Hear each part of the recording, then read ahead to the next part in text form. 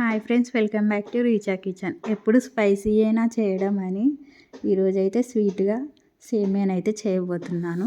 దానికి కావాల్సిన ఇంగ్రీడియంట్స్ చూద్దాం రండి. సేమియా, 1 cup sugar, dry fruits, GRB నెయ్యి, నెక్స్ట్ వచ్చేసి పాలు. నెక్స్ట్ స్టవ్ వెలిగించి గంజునైతే పెట్టుకోవాలి. జిఆర్బి నెయ్యినైతే వేస్తున్నా. డ్రై ఫ్రూట్స్ వేయించుకోవాలి. Dry fruits 70% వేగనియ్యాలి. కలర్ చేంజ్ కావాలి.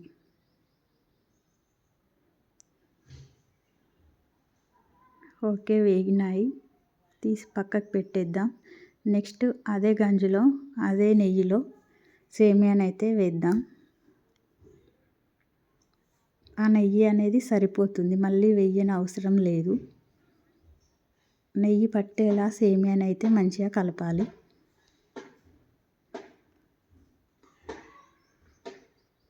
సేమియా అనేది కలర్ చేంజ్ కావాలి, గోల్డ్ కలర్ వచ్చే వరకు కలుపుతూ ఉండాలి. ఇలా కలర్ చేంజ్ అవుతుంది, తీసి పక్కన పెట్టుకోవాలి. అదే గంజిలో పాలనైతే పోయాలి. నెక్స్ట్ వాటర్ కూడా పోయాలి, లేకుంటే మొత్తం గడ్డలాగా అవుతుంది. ఇలాచీలు కచ్చ దంచుకొని వేసుకోవాలి. 2 డ్రై ఫ్రూట్స్. నెక్స్ట్ వచ్చేసి షుగర్ వేసుకుందాం. ఒకసారి అయితే మంచిగా కలుపుకుందాం. మంచిగా మరగనివ్వాలి ఒక 10 minutes దాకా.